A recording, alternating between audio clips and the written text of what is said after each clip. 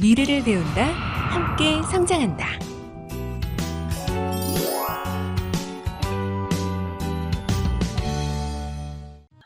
안녕하세요. 저는 공주대학교 건축공학 전공의 김준태 교수입니다. 오늘 2021년 대구 창의융합 교육축전에 기후위기와 친환경 고효율 건축에 대한 주제로 말씀을 드리고자 합니다. 네, 기후위기와 친환경 고효율 건축 관련된 내용을 발표하도록 하겠습니다. 우리가 주로 살고 있는 그 도시 주변을 살펴보더라도, 도시는 관리가 잘 되고 있지만, 우리 주위에, 가뭄이라든지 홍수에 의해서, 극심한 그 피해를 겪는 경우들을 우리가 종종 경험하게 됩니다. 이 사진을 통해서도, 멀리 잘 유지된 도시와는 달리 우리 주변에는 굉장히 극심한 가뭄을 인해서 농작물 경작이 어렵다든지, 생물이 잘 자랄 수 있는 그런 환경이 되기가 어려운 그런 상황들도 생기게 됩니다. 기후위기가 도래한 것들은 우리가 언론을 통해서도 종종 접하게 되는데요. 최근 들어서는 대규모의 산불이 일어나는 것들도 우리가 접하게 됩니다. 미국이라든지 호주 같은, 또 최근에 이제 유럽 쪽에서도 굉장히 큰 피해를 주는 산불이 있었습니다. 호주 같은 경우에 지난 한 2년여 전에 굉장히 큰 불이 진행이 돼서 굉장히 많은 동물들이 희생이 되고 자연이 훼손되는 그러한 심각한 문제도 있었습니다.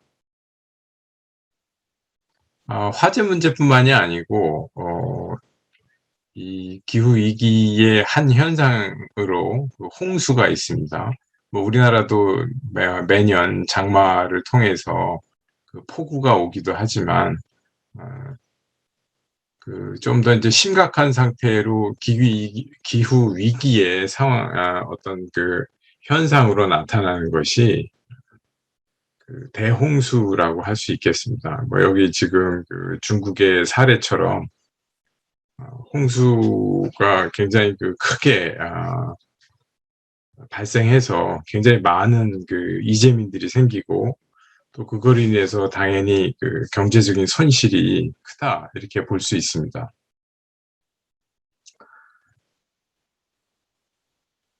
앞서 보신 것처럼 산불, 홍수 이런 것뿐만이 아니고 우리도 겪고 있는 태풍이 있죠. 그래서 어떤 때 좀 더 심각하고 어떤 때 좀 약하고 이런 이제 현상들이 나타나긴 하는데, 특히 미국 같은 경우에도 굉장히 큰 그런 우리는 이제 태풍이지만 미국 같은 경우는 이제 허리케인이라고 이름을 짓는데요.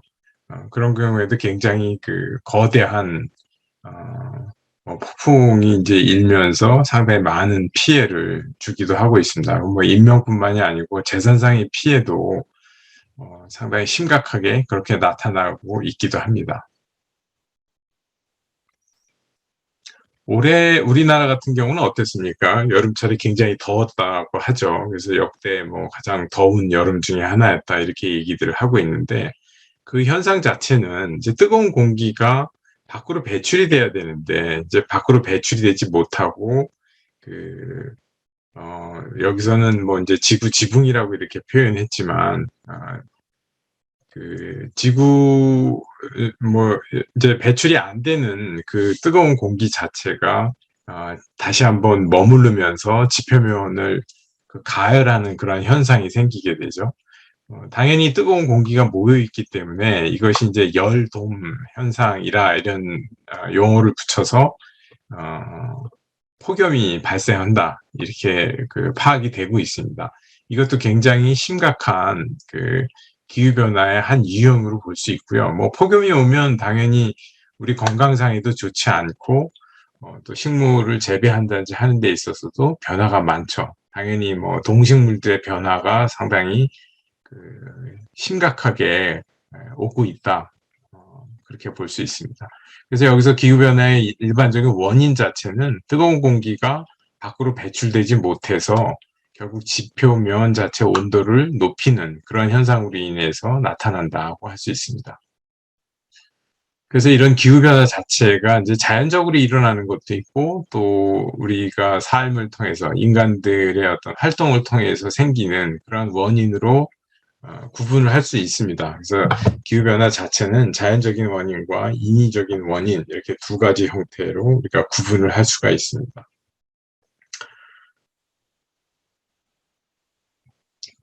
뭐 자연적인 그 어떤 현상에 의해서 나타나는 것이 기후변화다라고 주장하는 학자들도 있고요. 실제 그 자연적인 현상에 의해서 뭐 기후변화의 일부는 그 영향을 받습니다. 예를 들면 뭐 화산 분화라든지 이런으로 인해서 성층권에 뭐 파티클이죠. 에어로졸이 많이 생긴다든지, 아니면 태양 활동 자체가 뭔가 변화가 생겨서, 이거는 우리가 어떻게 할 수 있는 영역이 아니죠. 태양의 어떤 폭발 활동이라든지 어떤 그 여러 가지 그 천문학적인 변화에 의해서 이것이 지구에 영향을 주는 거죠. 뭐 자기장에 영향을 준다든지, 아니면 복사 에너지 자체에 대한 어떤 변화를 준다든지 해서 지구에 미치는 영향이 있다는 거죠. 이거는 뭐 자연적인 우리가 원인이라고 볼 수 있겠습니다. 그 다음 기후변화 원인, 뭐 자연적인 원인 이외에 이제 인위적인 원인, 결국 사람이 만들어내는 그런 원인으로는 가장 핵심은 이 공장이나 가정에서 나오는 화석 연료 연소가 되겠습니다. 물론 생물체를 태울 때에도 이런 그 기후변화의 어떤 원인이 되기도 하지만, 가장 그 핵심적인 것은 그 화석 연료를 태움으로 인해서, 뭐 대표적인 게 석탄, 그다음에 석유, 물론 천연가스도 포함이 되죠, 화석 연료에. 그래서 이러한 그 연료들을 우리가 태움으로 인해서 온실가스가 방출이 된다는 얘기입니다. 가장 대표적인 게 여기 나와 있는 것처럼 이산화탄소, CO2라고 하는 것이 생기게 되는 거죠. 그래서 온실가스 배출이 많이 생기게 되면, 배출량이 많아지게 되면 이것이 심각하게 지구의 기후 변화를 초래한다고 밝혀졌습니다. 그러니까 앞서 보여드렸던 지구의 여러 가지 그 기상 이변들, 또 피해, 이런 것들, 여기 보시는 것처럼 폭염, 폭설, 태풍, 호우, 홍수, 이와 같이 인간의 그 생명에 위협을 가하든지 아니면 경제적인 피해를 주는 이런 이상기후 현상들 자체는 대부분의 경우 우리가 생산해내는, 우리가 화석연료를 사용함으로 인해서 내보내는, 방출하고 있는 이 탄소에 의한 영향이 가장 크다, 이렇게 볼 수 있습니다.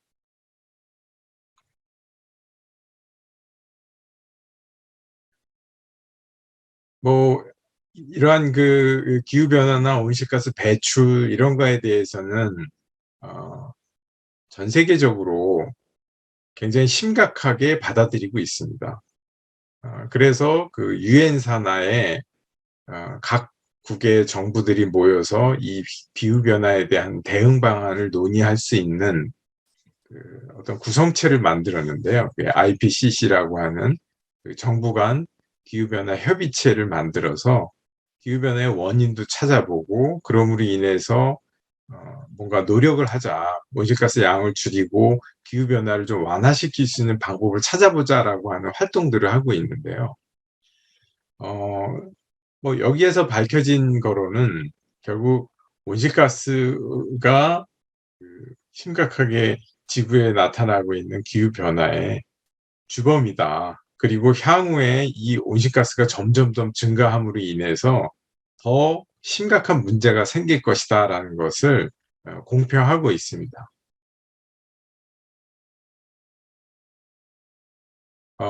뭐 우리가 이제 경제 활동을 하면서 여러 가지 방법으로 그 에너지를 쓰게 되죠. 뭐 이동도 많이 하니까 자동차 이용도 많아지고, 그다음 각종 그 제품들을 만들거나 뭐 유지하기 위해서 여러 가지 방법으로 그 에너지를 쓰고 있거든요.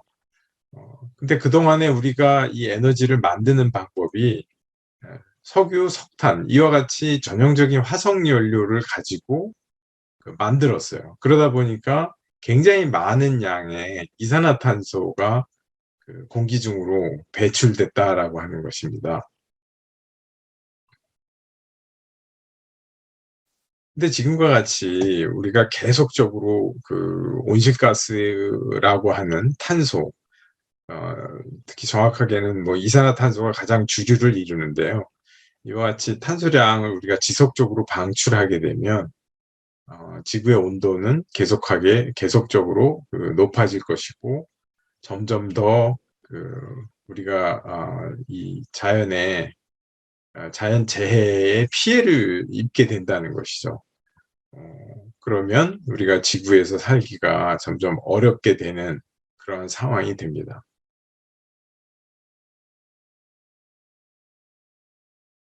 그래서 온실가스 배출에 대한 현황을 좀 더 살펴보면, 지난 10년간에 매년 약 350억 톤을 배출했다.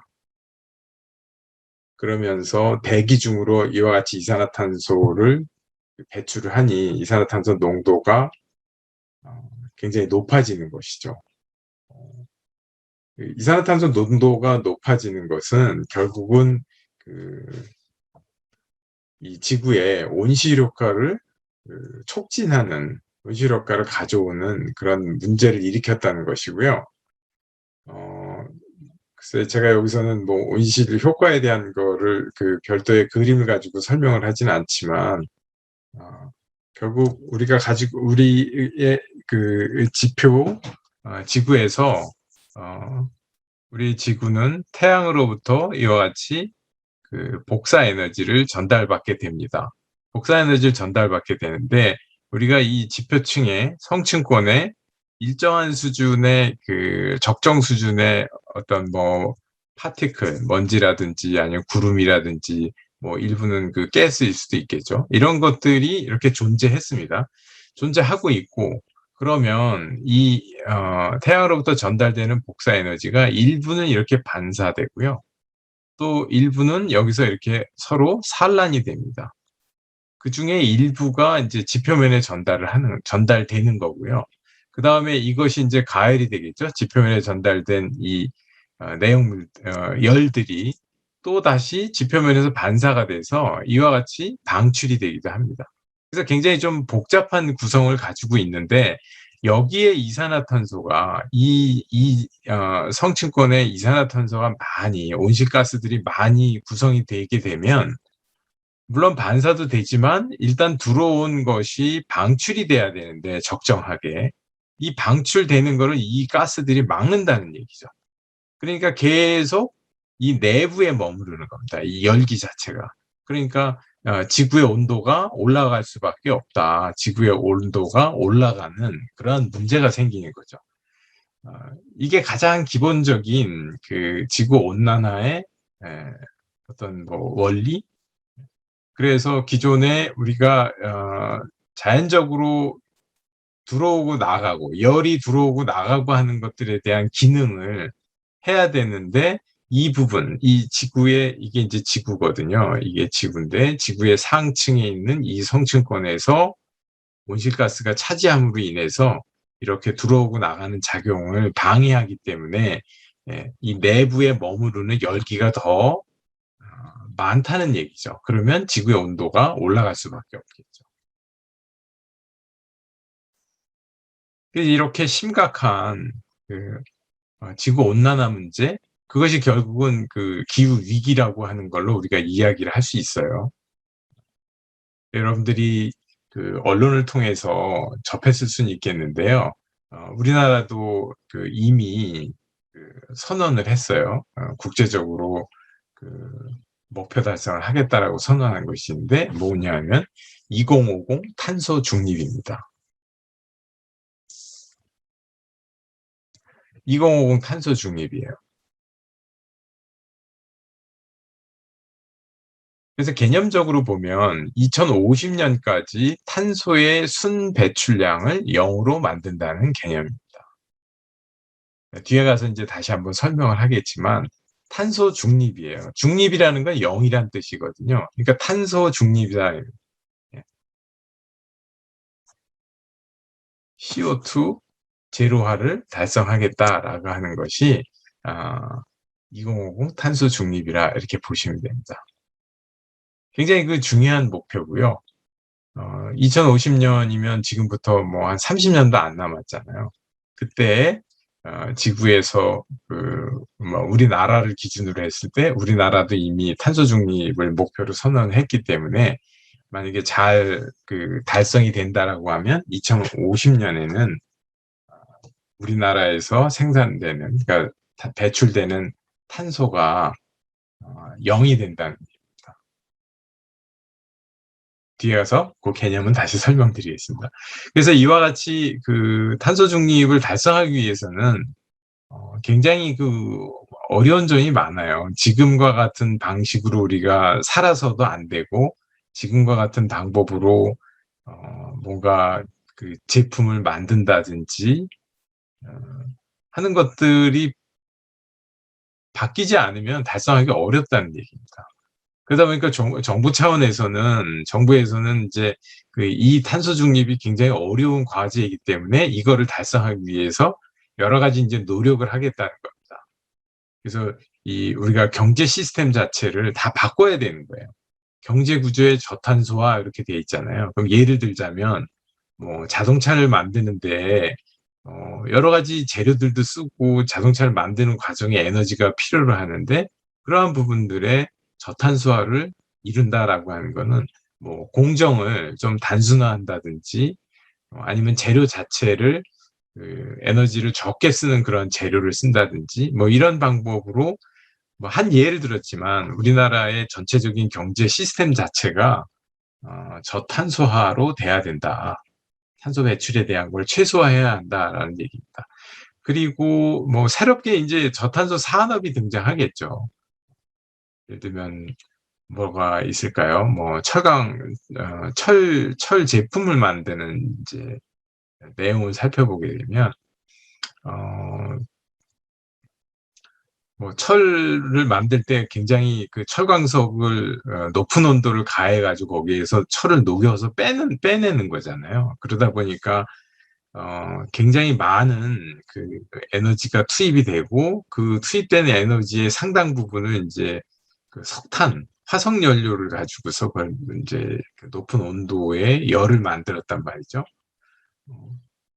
근데 이제 저탄소 산업으로 그것이 바뀌어져야 된다고 하면 예를 들면 석탄 대신에 뭐 다른 거를 쓸 수 있어야 된다. 뭐 수소 같은 연료를 써서 수소를 우리가 활용하게 되면 실제 화석 연료처럼 온실가스를 방출하기보다는 오히려 뭐 반대의 개념으로 오히려 온실가스를 뭔가 흡수할 수 있는 그러한 기술이다 이렇게 얘기를 하고 있거든요. 그런 방법으로 다른 대체할 수 있는 방법들이 만들어져야 되는 그런 상황에 있습니다. 그래서 우리나라가 굉장히 무슨 제품 같은 거를 잘 만드는 나라잖아요. 그래서 2050년까지 이런 탄소 중립을 만들기 위해서는 우리나라의 산업 구조 자체가 전체적으로 변화해야 됐다라고 하는 것이고요. 그 다음에 탄소 중립 사회로의 공정 전환 얘기했는데 우리 일반적으로 우리가 뭐 재활용을 한다든지 아니면 뭐 대중교통을 이용한다든지 이런 시민 의식 같은 것들도 역시 중요하다는 얘기입니다. 그래서 탄소 중립이 그냥 억지로 하는 게 아니고 우리 모두 다 이 기후변화 위기를 극복하기 위해서는 누구나 참여해서 같이 역할을 해야 된다라고 합니다. 이제 그런 관점에서 탄소 중립 사회를 위한 뭔가 의식의 전환이라든지 전체적인 사회적인 시스템의 변화가 필요하다라는 것입니다. 그다음 네 번째는 이제 제도적인 기반입니다. 뭐 당연히 어떤 제도에 의해서 이 탄소 중립이 운영이 돼야 되기 때문에 여러 가지 이제 뭐 법규, 법들이 만들어진다든지 또 거기에 관련해서 탄소 중립을 하는 것이 굉장히 어렵잖아요. 그러면 우리가 뭘 지금 현재는 뭐 석탄을 써서 뭔가를 만들었는데 그거를 다른 친환경 연료를 써가지고 만들어야 된다 그러면 비용이 많이 들거든요. 그러니까 이제 그런 비용을 우리가 어, 어떤 방법으로 도와줄 수 있는지 뭐 그런 것들도 하나의 제도적인 장치로서 만들어준다 그러면 탄소 중립을 구현하는데 도움이 되겠죠. 뭐 이런 그 전략을 가지고 있다라는 얘기. 네, 좀 어려운 얘기였을 수도 있는데, 그러면 자, 이제 탄소 중립은 앞에서 얘기했지만, 온실가스 농도가 더 이상 증가되지 않도록 순 배출량이 0이 된다. 이렇게 0이 되어야 된다라는.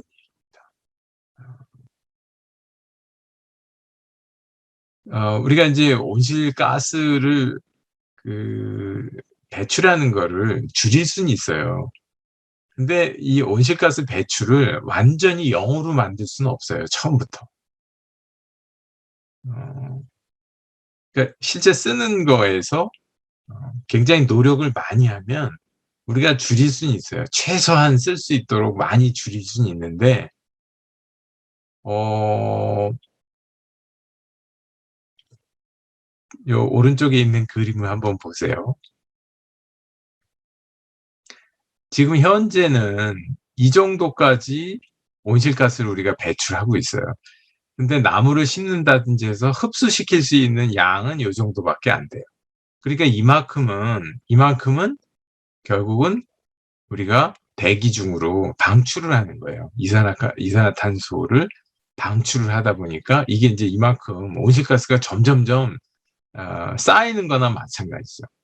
근데 미래에는 어떤 방법으로 이 탄소 순 배출을 0으로 만드냐면 지금 현재 이렇게 많이 쓰는 거를 노력을 우리가 많이 하면 이렇게 줄일 수 있어요. 그래서 실제 우리가 탄소 지금 생산하는 거는 어쩔 수 없이 이 정도까지는 탄소를 배출할 수밖에 없어요. 이거를 0으로 처음부터 이렇게 만들 수가 없다는 거예요. 이거를 처음부터 0으로 만들기 어렵다는 거죠. 그래서 최소한의 배출량이 여기인데 그럼 이거를 0으로 만들려면 이만큼 어떻게 해야 되냐면 흡수를 해야죠. 그러니까 우리가 생산해내는 만큼의 이산화탄소를 그만큼 우리가 흡수하게끔 만들어주는 거예요. 흡수를 하면 결국은 이게 생산과 그다음에 흡수, 플러스 마이너스를 하게 되면 이게 0이 된다. 이런 개념입니다.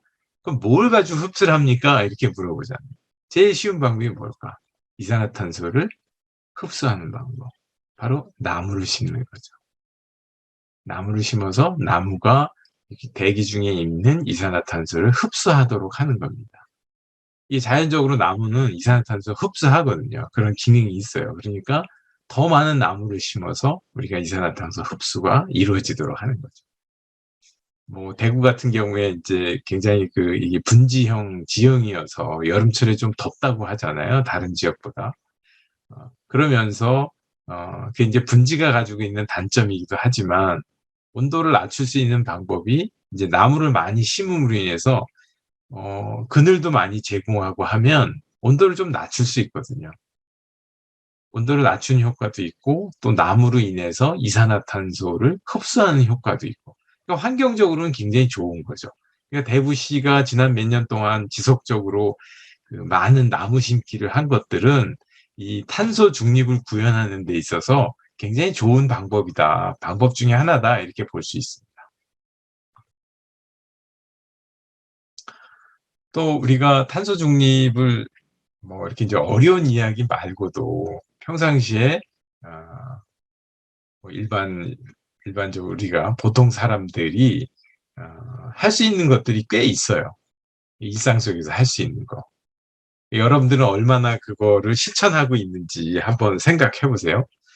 첫 번째, 일회용품 사용 줄이기.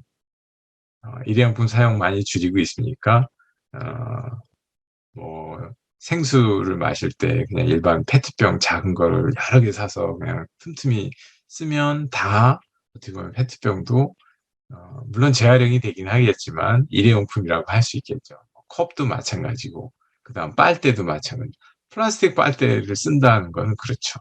그다음에 우리가 제과점에 가서 빵집에 가서 빵을 살 때도 종이봉지에 담아주는 것이 아니고 플라스틱을 그리고 비닐봉지도 플라스틱을 가지고 만든 거잖아요. 그래서 비닐봉지에 담아준다니.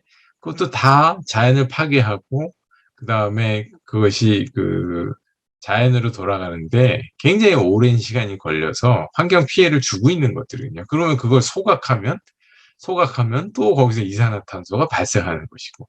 그래서 기본적으로 우리가 생활 속에서 일회용품을 줄이는 노력을 많이 할 필요가 있습니다. 그 다음 두 번째로는 뭐가 있겠어요? 두 번째로는 에너지 효율이 높은 제품을 쓴다. 이렇게 되어 있습니다. 그럼 집에서 여러분들이 쓰고 있는 여러 가지 이제 전자 제품이나 기기들이 있잖아요. 뭐 집으로 뭐가 있어요? 뭐 냉장고. 냉장고는 24시간 돌아가잖아요. 근데 24시간 돌아가는데 냉장고의 에너지 효율이 높은 걸 쓰는 거와 그렇지 않은 걸 비교해 보면 당연히 에너지 소비 효율이 높은 그런 제품은 에너지를 적게 쓴다는 거거든요. 여러분들이 뭐 집에서 쓰는 컴퓨터, 노트북 이런 것들도 다 보면 에너지 소비 효율 등급이라는 게 있어요. 등급이 없더라도 에너지 소비가 얼마나 된다라고 하는 걸 다 표시하고 있거든요. 그러니까 제품을 고를 때에도 가능하면 에너지를 적게 쓰는 제품을 사는 것이 좋겠죠. 그래서 두 번째는 에너지 소비 효율이 높은, 소비 효율 등급이 높은 제품을 사용하라. 세 번째는 뭐가 있냐면 사용하지 않는 가전제품의 플러그를 뽑아라 이렇게 되어 있습니다.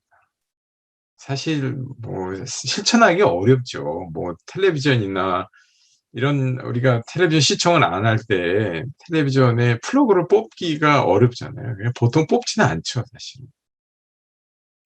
그리고 뭐 여러 가지 이제 다른 제품들도 다 플러그에 꽂아져 있잖아요. 일반적으로 우리가 뽑지 않죠.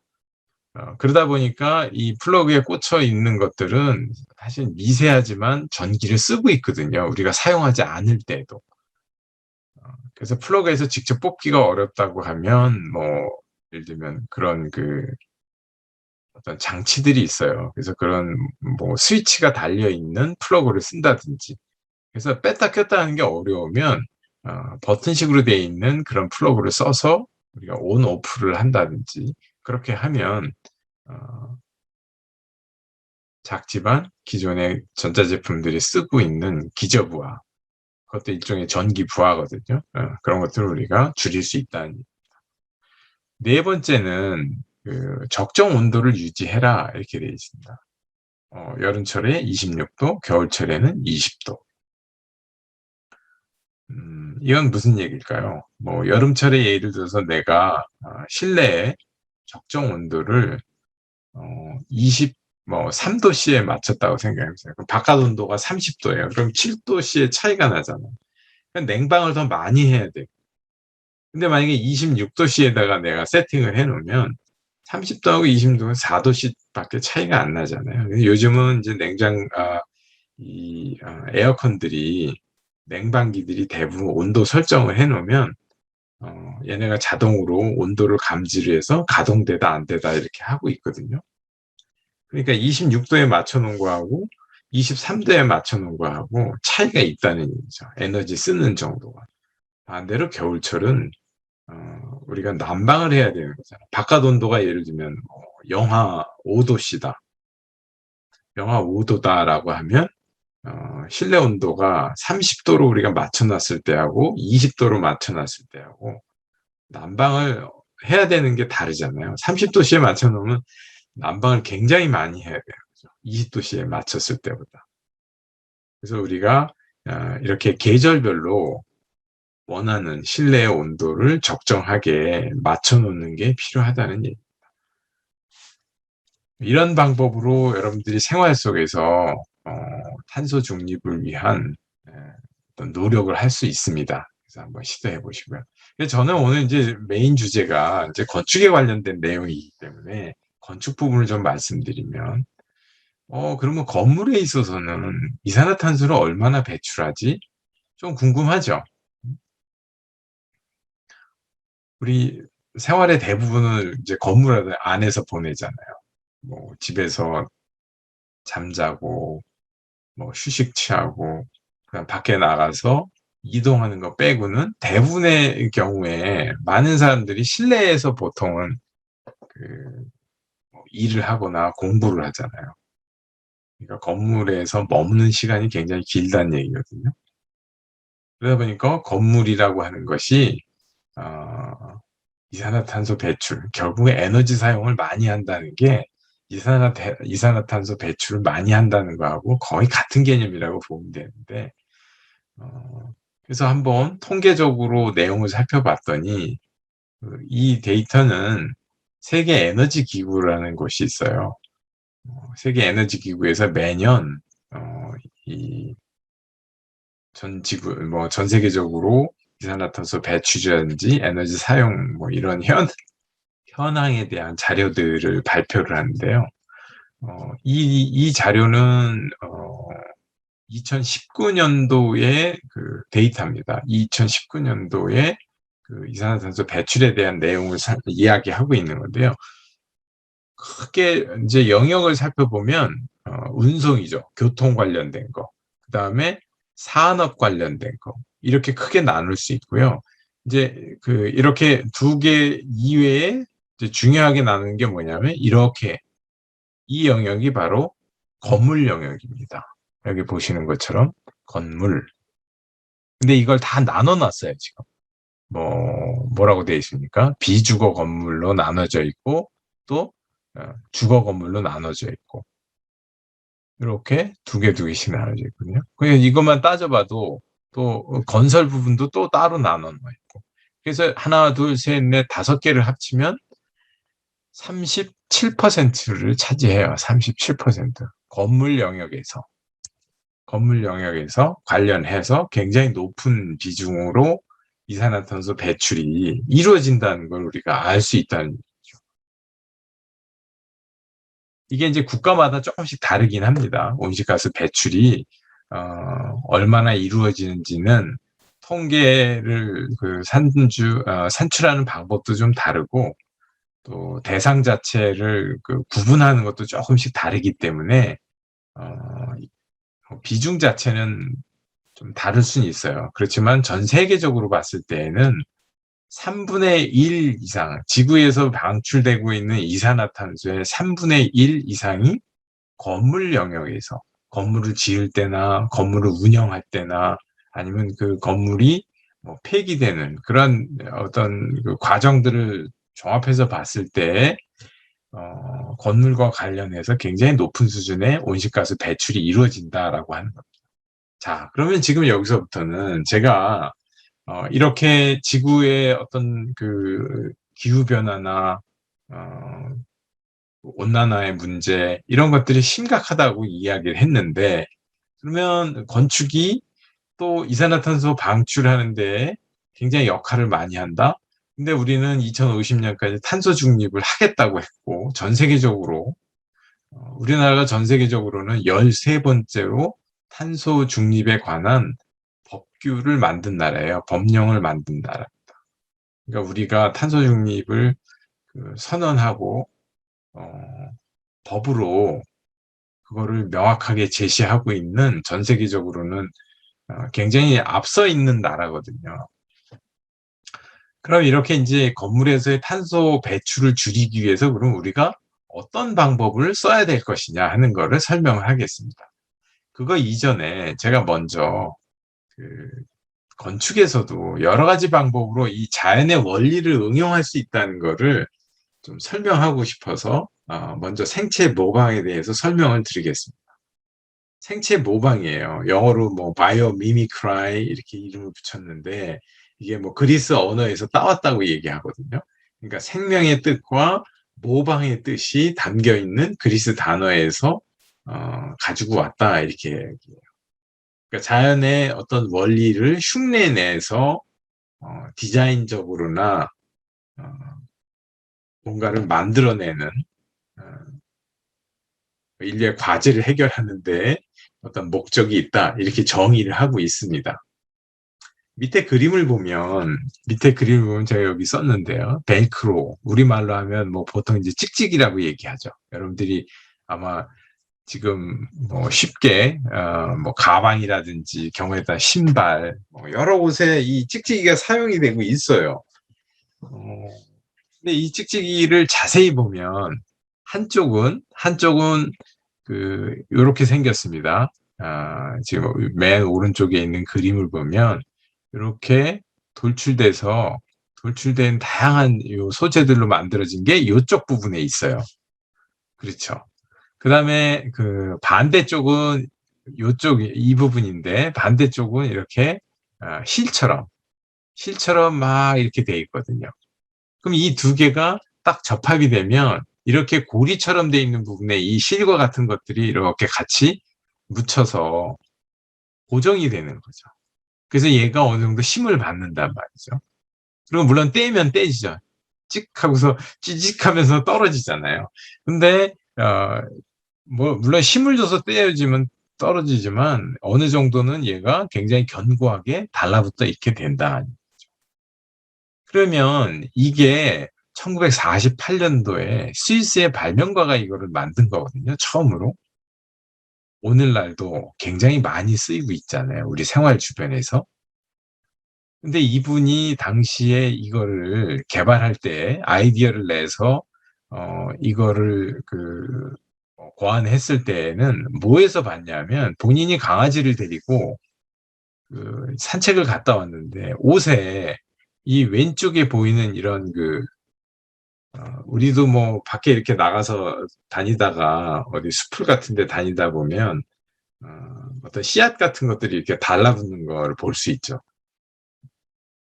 그때 당시에는 뭐 엉겅퀴 풀이라고 이렇게 되어 있는데 어, 이러한 그 씨앗들은 자연적으로는 어디에 붙어서 이동을 해서 이 번식을 하려고 하는 그런 내용들이 있기 때문에 이 씨앗 자체가 형상으로 봤을 때는 이 지금 벨크로의 그 테이프의 한쪽처럼 이렇게 고리가 돼 있다는 얘기입니다. 그러면 얘네가 면이라든지 솜이라든지 이런 부분에 달라붙게 되면 이런 데에 달라붙게 되면 얘네들이 고정이 되는 거죠.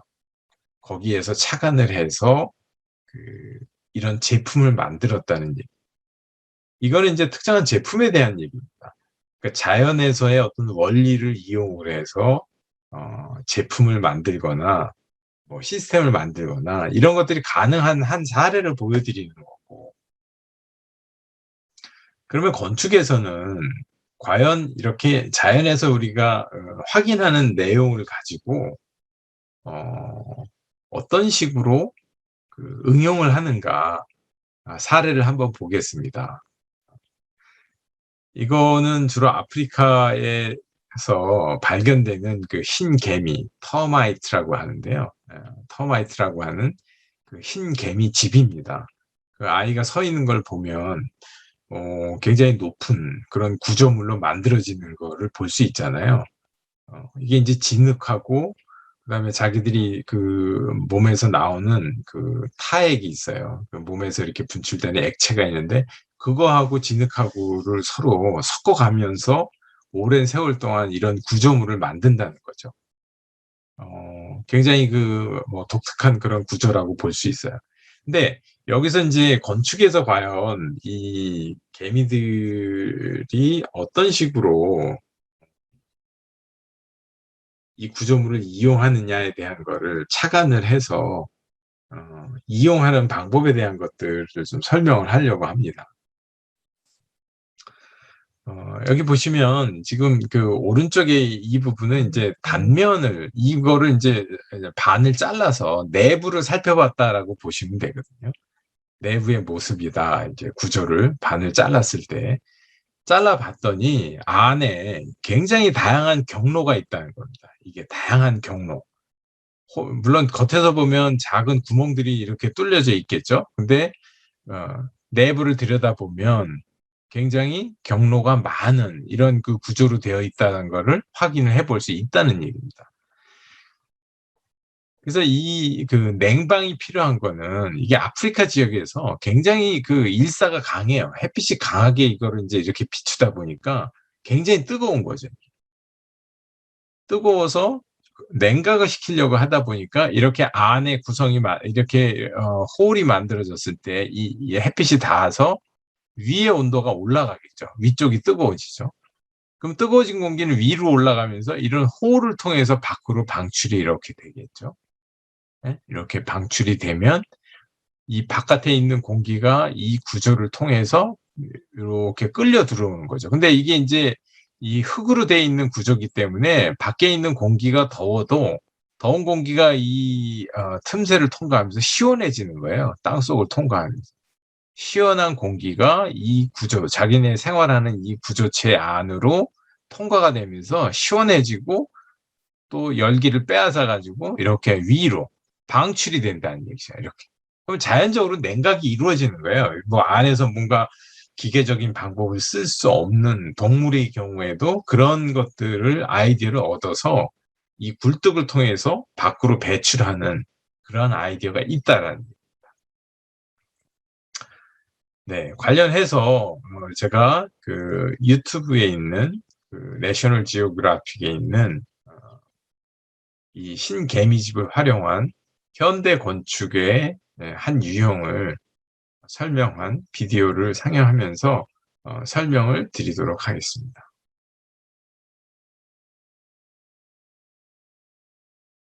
1991년도니까 지금부터 한 30년 전에 그 짐바브웨의 하라레라는 그 도시에 이런 이제 그 상업용 센터를 구축하는 설계를 의뢰를 받았습니다. 근데 의뢰받은 내용은 요구하는 사항이 뭐냐면 냉방을 하지 않고 냉방을 최소화하면서 건물을 지을 수 있는 그러한 그 건축을 설계하도록 그렇게 요청을 받는 굉장히 어려운 거죠. 그러니까 굉장히 더운 지역에 그 상업용 시설을 조성을 하면서 거기에 냉방 시스템 가동을 최소화하도록 그 해달라라고 하는 주문이 있었습니다. 이게 앞서 말씀드렸던 그 수백만 마리의 신개미들이 사는 이 구조의 아이디어를 착안을 했다는 겁니다.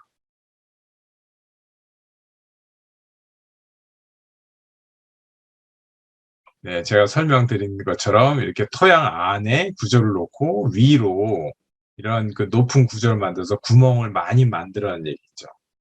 그래서 낮의 온도가 높아도 지중해 온도가 낮기 때문에 온도 유지하는 게 가능했다는 얘기입니다. 앞서 말씀드린 바로 생체 모방에 대한 원리를 신개미의 집에서 가지고 와서 이분이 이 건물을 디자인했다는 얘기입니다. 그래서 콘크리트와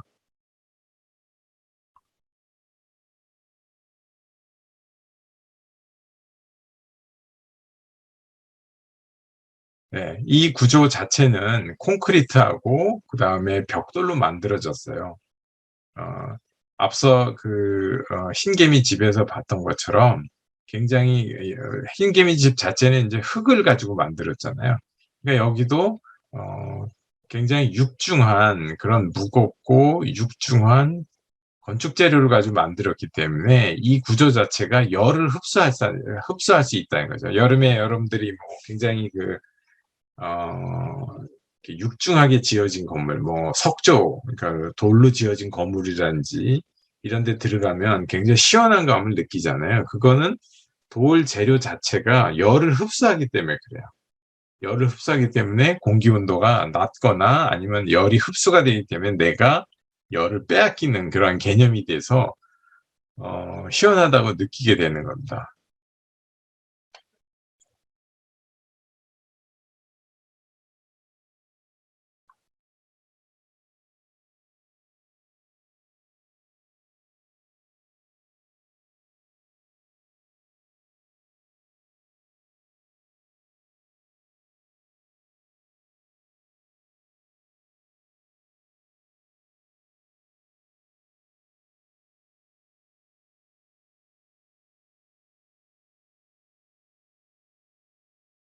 앞서 봤던 것처럼 이 건물 자체의 그 위로 수직으로 열려 있는 이 공간이 있습니다. 이 수직으로 열려 있는 이 공간이 있어서 이 공간 자체에 그 밤 동안에 바깥에 있는 시원한 공기를 어, 보내요.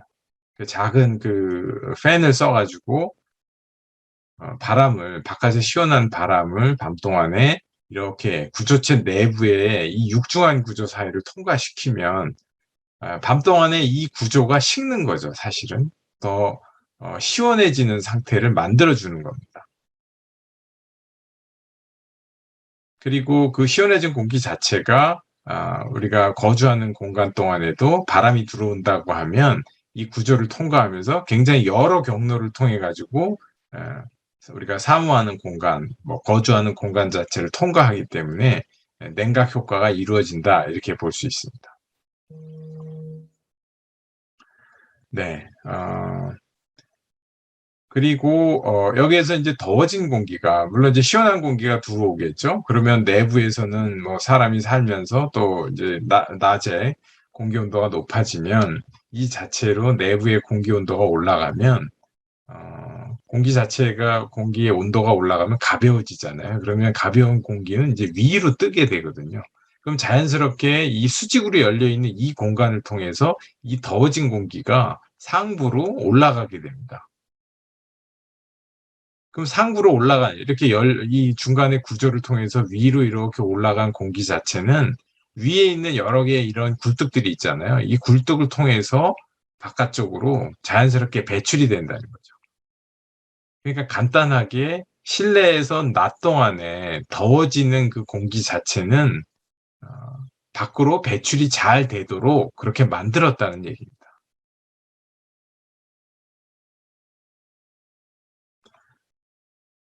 그래서 전형적으로 대략 그 지금 여기는 뭐 화씨로 표시가 되어 있지만 낮과 밤 동안에 온도 차이가 있기 때문에 그 온도 차이에 의한 공기를 활용을 해서 냉방을 한다 이 얘기입니다. 그래서 이 다른 건물들 대비해서 이 건물 같은 경우 이스트게이트라고 하는 이 건물 같은 경우 그 터마이트의 그 신개미 집의 그런 자연 냉방 원리를 이용을 해서 적용을 했기 때문에 다른 건물 대비해서는 에너지 사용 자체가 굉장히 낮은 그러한 건물로 소개가 되고 있습니다. 그리고 뭐 이제 터마이트하고는 조금 좀 직접 연관성이 좀 있지는 않은 주제이긴 하지만 이렇게 바깥쪽으로 구조 자체를 상당히 돌출을 시켰죠. 그 얘기는 뭐냐면 창문이 있는 곳이 저 안쪽에 있어요. 안쪽 깊이. 예, 창문이 이 안쪽에 있다 보니까 이 바깥쪽에서 들어오는 이 에너지 자체가 태양 에너지가 실내까지 전달되지 않는다는 얘기입니다. 그러니까 굉장히 그 차양 효과가 좋은 그런 건물로 만들어졌다는 것이고요.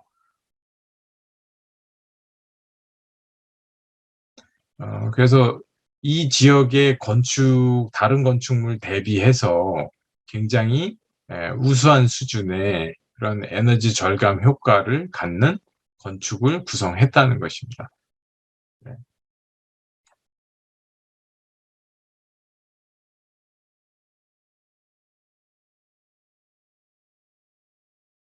네. 그래서 이와 같이 그 우리가 자연에서 확인할 수 있는 생체 모방 원리를 이용을 해서 건물에 냉방 효과를 주는 그러한 방법의 한 사례였습니다. 역시 비슷한 그 방법인데요. 이 건물 같은 경우는 그 스리랑카 콜롬보에 있는 영국 대사관 건물입니다. 그 뭐 밑에 부분은 이제 돌로 구성이 되어 있고 상부에 보면 이렇게 이제 그 돌출된 이런 그 굴뚝 형태가 가운데를 이렇게 차지하고 있는 게 보이죠. 굉장히 그 독특한 유형의 건축물이라고 할 수 있는데 여기서도 마찬가지로 그 생체 모방에서 봤던 것처럼 어, 자연적인 원리가 가미된 냉방으로 통풍 효과를 주어서 냉방을 하는 그런 방법으로 건축을 구성했다고 보시면 됩니다. 예를 들어서 이 건물 같은 경우에 이 중앙부의 이 부분이 열릴 수 있게 되어 있습니다. 지금 이 부분이 열릴 수 있게 되어 있는 상부가 되겠습니다.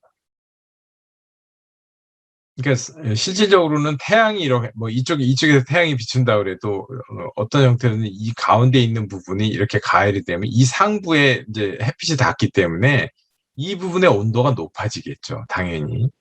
온도가 높아지고 만약에 이걸 우리가 열었다라고 하면 높아진 공기는 이 내부 구조를 통해서 이 경로를 타고 이렇게 위로 올라간다는 얘기죠. 위로. 근데 바깥쪽으로 열려 있는 어떤 그 공간, 창문이나 문을 통해서는 그 기류가 바깥에 있는 좀 차가운 뭐 시원한 공기라고 할 수 있겠죠. 시원한 공기가 이렇게 실내로 들어와서 통과가 돼가지고 이 위에 있는 이 구조를 통해서 밖으로 이렇게 배출이 된다는 거죠. 그럼 공기가 순환이 되는 거는 여름 같은 경우에 당연히 환기도 되지만 이 통풍이라고 하는 것은 두 가지 목적이 있어요. 바깥에 공기를 끌어들이는 환기가 있고 다른 하나는 뭐냐면 냉방 효과가 있다는 얘기입니다. 우리가 더우면 왜 창문을 열잖아요. 에어컨을 틀어야 되는 아주 더운 때 말고는 창문을 열어서 그 바람이 이렇게 통과되도록 해가지고 시원한 감을 느끼잖아요. 그게 바로 냉방입니다. 그래서 이런 구조를 만들게 되면 자연스럽게 이 사람들이 거주하는 이 공간에 바람이 계속 잘 통과가 될 수 있다는 얘기거든요. 잘 통과가 될 수 있어서 어떻게 보면 그 통풍, 냉각 효과를 잘 줄 수 있다는 거죠. 좀 추가적으로 뒤에 가서 얘기가 되겠지만 위에 있는 요 부분을 통해서 역시 햇빛 자체도 이렇게 반사가 돼서 실내로 유입이 되기 때문에 이 밑에 있는 부분에 그렇게 어둡지 않고 위에서 내려오는 자연빛도 우리가 이렇게 유도해낼 수 있다는 거죠. 그러니까 바람도 통과가 되고 그다음에 햇빛도 그러니까 광선 자체, 자연빛 자체도 실내로 유도해낼 수 있는 그러한 그 건축이다 이렇게 보여집니다. 이제 다음 사례는요. 뭐 여러분들이 이제 다큐멘터리나 뭐 교육 방송을 통해서도 접했을 수 있는데 해인사에 가면 합천 해인사에 가면 그 팔만대장경이 있죠. 팔만대장경이 그 뭐 문화재로 잘 그 보존되어 있잖아요. 그러면 이 팔만대장경이 수백 년의 역사 동안에 이 목판으로서 잘 견디고 있다는 것도 굉장히 경이롭잖아요. 네. 그 내용을 한번 살펴보도록 하겠습니다.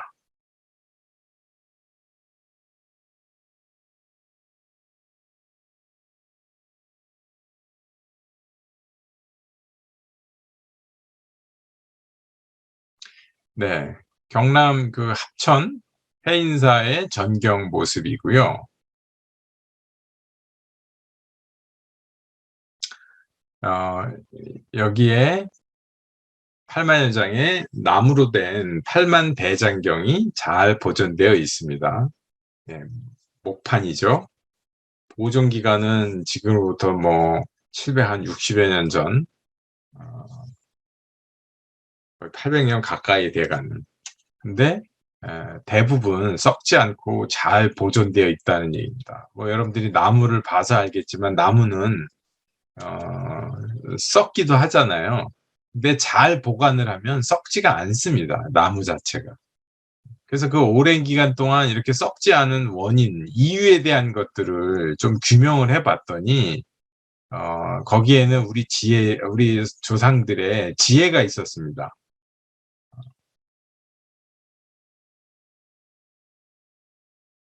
그래서 그 목판 자체가 이제 해인사로 이동을 해서 보관이 되게 되는데,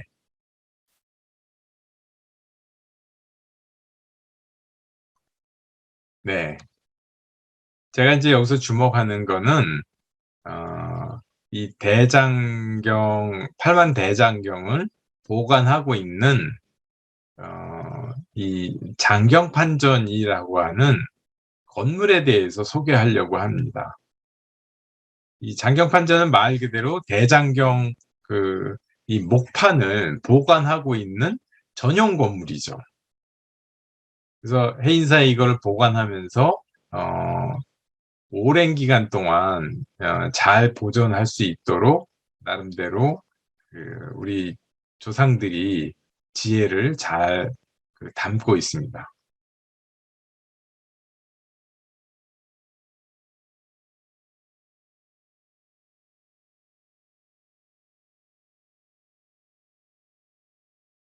뭐 대장경판 자체를 보면 네, 그 건물의 외관 모습이고요. 첫 번째 보존 과학은 위치에 대한 겁니다. 위치가 남향으로 되어 있는 산 중턱에 잘 위치해서 여름철에 이제 습기가 많은 그런 바람이 불어왔을 때 그 습기를 차단할 수 있는 그런 위치에 있다는 거고, 두 번째는 역시 남향이고 남향으로 경사가 되어 있는 곳이기 때문에 이 건물 자체는 햇빛을 굉장히 잘 받을 수 있는 그런 위치에 있다는 겁니다. 그래서 햇빛을 잘 받아야 나름대로는 썩지 않는 그런 기본적인 역할을 하겠죠. 그 다음에는 이제 내부 구조에 대한 겁니다. 내부 구조인데 사실 바깥에서 보면 이렇게 창문의 사이즈가 달라요. 그래서 남쪽 면과 북쪽 면에 각각 창문의 사이즈가 다른데, 문의 사이즈가 다른데, 아래 창과 위에 창, 또 위에 창과 아래 창, 이렇게 엇갈리게 해서 구성을 했어요. 이거는 뭐 문풍지가 붙어 있다든지 그렇지 않기 때문에 늘상 공기가 잘 통하도록 그렇게 만든 구조라는 것이죠. 그러니까 아래 위에 서로 엇갈리게 크기가 다른 창을 놨다는 거는 그만큼 공기 유동을 잘 하려고 했다는 것이고, 네 번째는 바닥 구조가 좀 다르다는 거예요. 일반적인 것하고. 그래서 침수라든지 습기가 생겼을 때 당연히 썩겠죠. 나무가 물에는 약하니까. 그러니까 소금, 숯, 모래, 횟가루 이런 것들을 섞어서 이 바닥에다가 조성을 했다는 거예요. 그래서 이 바닥에 조성을 했기 때문에 습기가 높으면 이 바닥에서 그 수분을 끌어들이고, 그 다음에 이 건조하면 또 이 목판이 갈라지거든요. 그러니까 건조해지는 것 같다 그러면 이 바닥에 있는 수분 자체가 방출이 되면서 목판을 잘 보관할 수 있도록. 그래서 우리나라의 어, 국보, 네, 이 보존과학이 잘 적용돼서 32호, 국보 32호 팔만대장경을 지금껏 세계 기록 유산으로 등재하면서 우리가 자랑스러운 문화재를 유지할 수 있었습니다.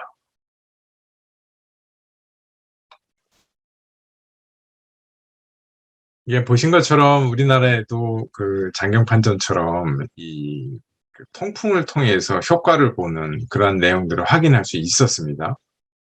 아, 그러면 건물에 있어서도 역시 바람을 잘 통과시키게 되면 통풍에 의한 냉각 효과를 줄 수 있어요. 자연적인 방법으로.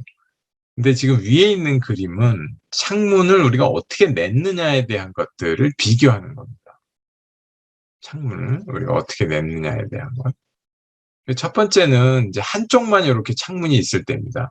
한쪽만 창문이 있으면 실제로 공기가 들어오긴 하지만 죄송합니다. 실제로 공기가 들어오긴 하지만 요 창문 근처에서만 이렇게 순환이 되는 정도고요.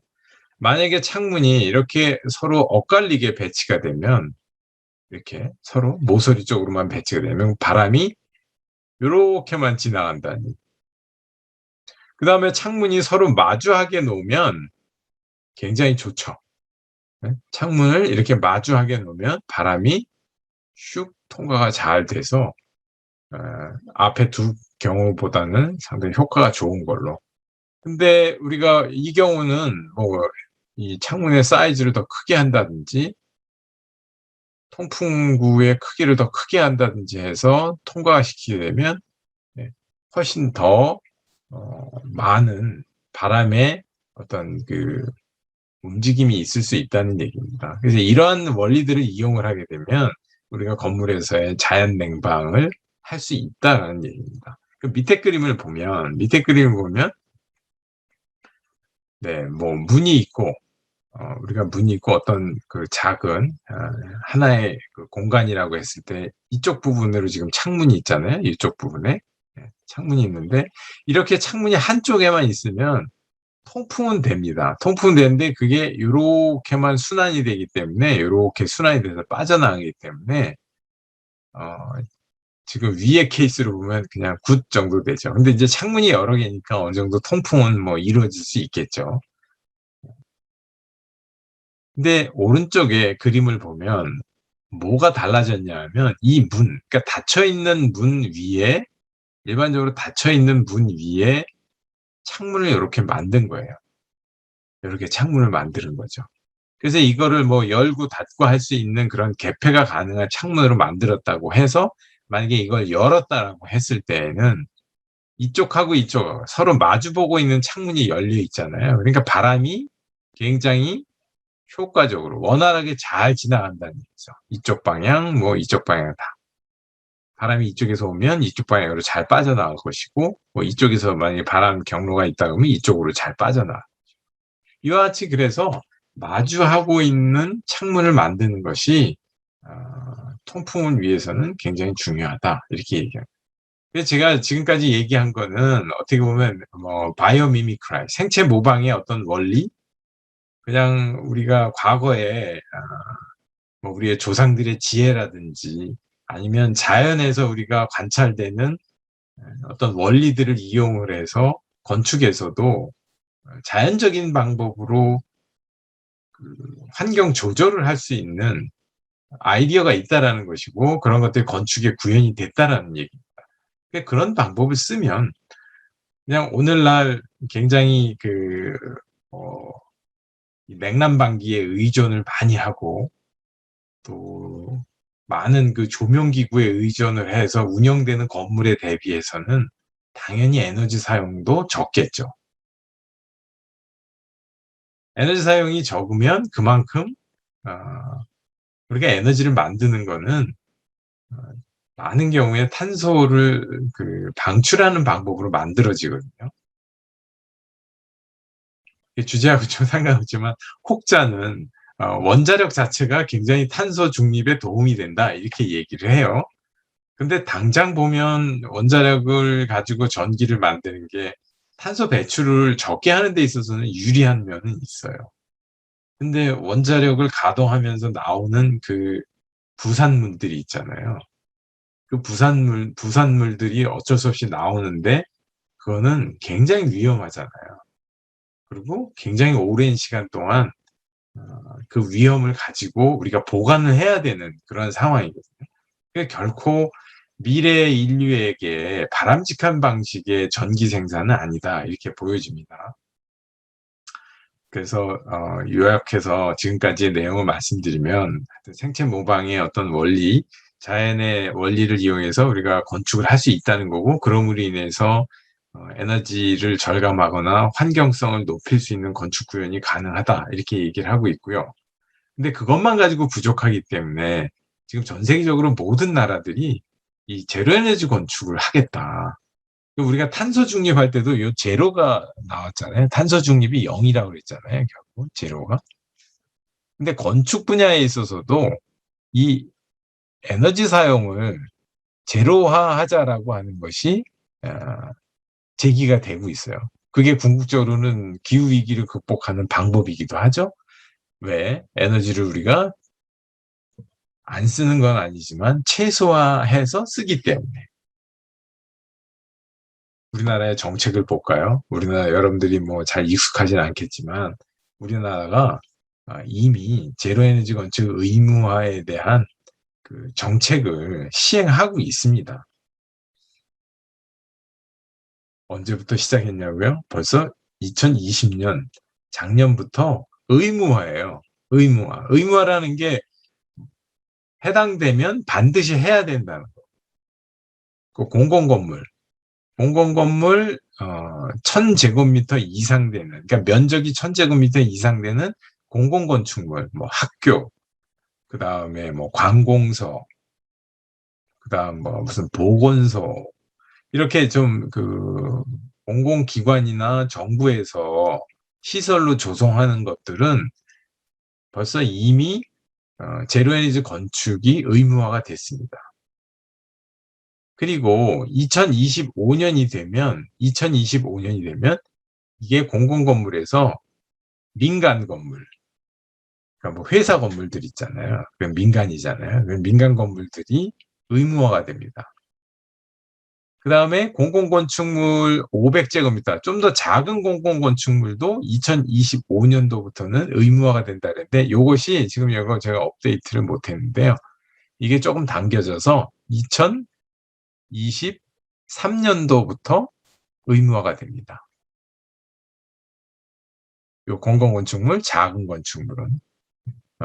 그런 현황이고, 그 다음에 2030년이 되면 민간과 공공을 포함해서 500제곱미터 이상, 아주 작은 건물이 아닌 것들은 거의 모두 다 제로에너지 건축에 대해서 의무화가 이루어져야 된다라고 하는 것이 제시가 되어 있습니다.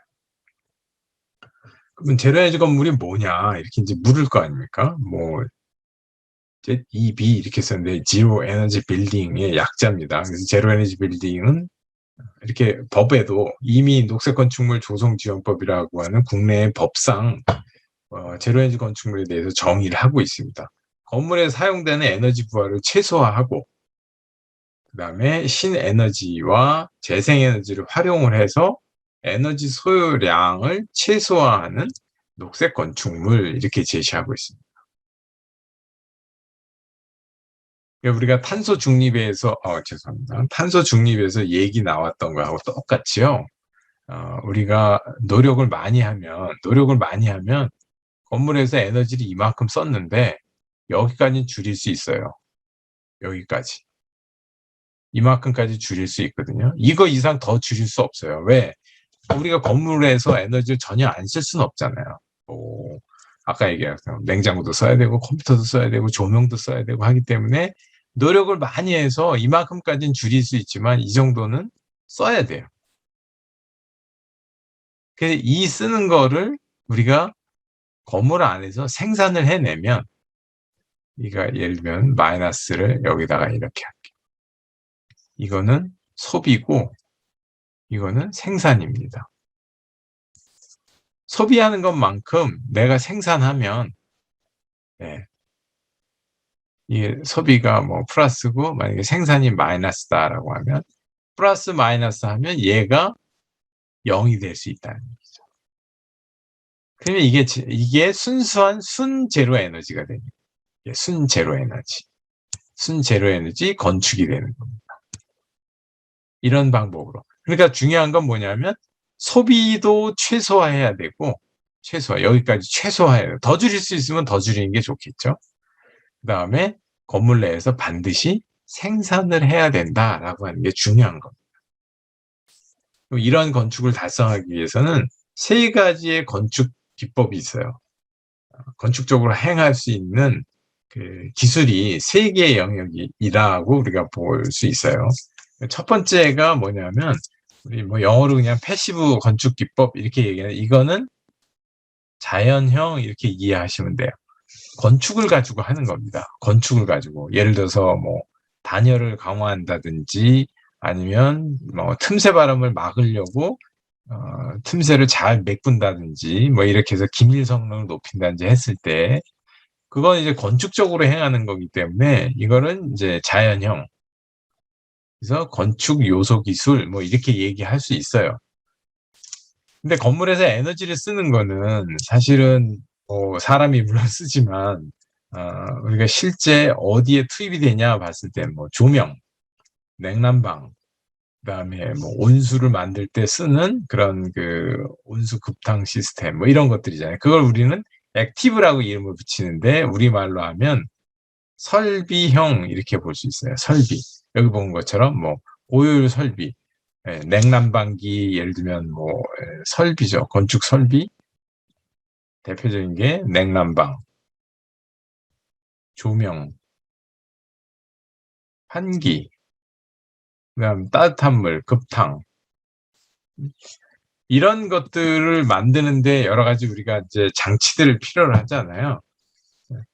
근데 그런 것들을 우리가 가전제품에서 얘기했던 것처럼 설비들도 효율이 좋은 거를 쓰게 되면, 설비를 효율이 좋은 걸 쓰게 되면 에너지를 우리가 줄일 수 있죠.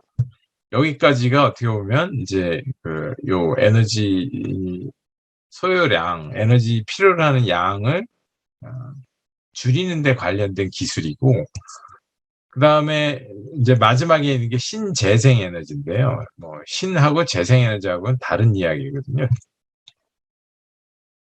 근데 주로는 이제 리뉴어블 에너지, 뉴 앤 리뉴어블 에너지인데, 리뉴어블 에너지는 가장 대표적인 게 뭐가 있을까요? 뭐 태양 에너지, 그 다음에 바람을 이용하는 풍력, 그 다음에 땅 속에 있는 열이 있어요. 그걸 우리가 이용하는 게 이제 지열 시스템 이렇게 얘기하는 거죠. 그래서 에너지를 생산하기 때문에 여기 보는 것처럼 태양광을 이용해서 전기를 일으키거나 태양 에너지를 받아서 우리가 열을 만드는 거죠. 뭐 따뜻하게 공기를 데운다든지 아니면 따뜻하게 물을 만든다든지. 지열은 지하에 있는 열을 이용을 해서 우리가 냉난방을 한다든지 그런 방법. 그다음에 수소를 이용을 해서 그 연료전지를 운영을 해서 전기 생산과 그다음에 일부 온수를 얻는다든지. 뭐 이런 방법으로 해서 이거는 우리가 뭐 그냥 말 그대로 이건 신재생입니다. 똑같이 여기도 신재생이라고 할 수 있겠죠. 신재생 에너지. 이거는 이제 생산에 대한 겁니다. 에너지 생산 영역이다. 이렇게 보면 되겠습니다. 그래서 세 개의 영역이 모두 다 어느 정도 역할을 해야 우리가 건축에서의 제로인지화가 가능하다. 이렇게 볼 수 있습니다. 뭐 한 사례를 들자면 이제 이런 유형에 대한 기술들이 있을 수 있다는 것을 보여주는 거예요. 이게 우리나라에서 환경 관련된 연구 시설인데요. 여기 보이는 것처럼 제로에너지 건물로 만들어져 있는 국립환경과학원입니다. 환경과학원이고 적용된 기술을 보게 되면 어디서부터 보냐면 뭐 여러 가지 기술들이 있는데 오른쪽부터 보면 이제 단열이 돼 있다. 열 차단을 잘하고 있다. 그 다음에 벽에 녹화를 했다. 그 다음에 틈새 바람이 생기지 않게 왜 겨울에 틈새로 시원한 찬바람 많이 들어오잖아요. 그런 거를 막는 개념으로 그 틈새가 없게 기밀하게 만들었다. 그 다음 창호, 고성능 창호를 썼다. 열 유입이 안 되게끔 창호를 썼다는 거죠. 그 다음에 뭐 옥상 녹화를 했다. 외부에 차양 장치를 적용을 했다. 외부에 차양 뒤에 가서 얘기하겠지만 여름철에 이제 햇빛이 열이 많이 들어오니까 그거를 차단하는 거죠. 그 다음에 자연 채광이 있다. 자연 채광. 햇빛, 자연 빛을 많이 받아들이는 겁니다. 자연광을 많이 받아들여서 우리가 조명을 쓰지 않게 하는 거죠. 그리고 또 뭐 있어요? 환기를 잘 시켰다. 앞서 얘기한 것처럼 바람이 잘 이동이 되도록 건축을 했다는 얘기죠. 냉방 부하를 줄이려고 했고. 그다음 뭐 고효율 LED 조명을 썼고, 다음 태양 열을 이용을 해서 태양 에너지를 이용을 해서 태양광 발전을 했다는 얘기입니다. 전기를 생산해냈다는 얘기죠. 그 다음에 다른 거는 폐열 회수형 환기장치. 지금은 열 회수 환기장치라고 이렇게 이름을 붙이는데 아마 여러분들 교실에 그 열 회수 환기장치가 있을 수 있거든요. 이제 실내에 사람들이 많이 머물면 이제 공기가 오염이 되잖아요. 이산화탄소 농도가 높아지죠. 그러면 건강에 안 좋잖아요. 졸리기도 하고, 뭐, 머리도 아프고, 공부 효과도 잘 안 나고, 뭐 그렇게 해서 건강에 좋지는 않아요. 그래서 우리가 필요한 게 뭐냐면 환기를 하는 거예요. 환기. 근데 겨울철에 바깥의 온도가 낮은 공기가 있기 때문에 그거를 그냥 창문 열어가지고 환기를 시키면 그만큼 열을 빼앗기는 거잖아요. 그래서 그 열을 버릴 때 환기를 해서 버릴 때 그 열을 회수할 수 있는 방법으로 환기 장치를 운영을 하는 겁니다. 그러면 실내에 더워진 공기를 버릴 때 그 열기를 냉기가 밖에서 들어오면서 다시 받아가지고 어느 정도 미지근한 상태에서 실내로 유입이 되기 때문에 환기가 되면서 열도 회수를 하는 겁니다. 열 회수를 하면서 환기를 하는 거죠.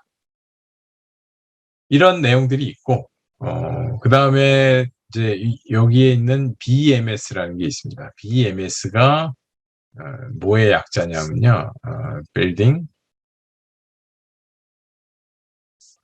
Energy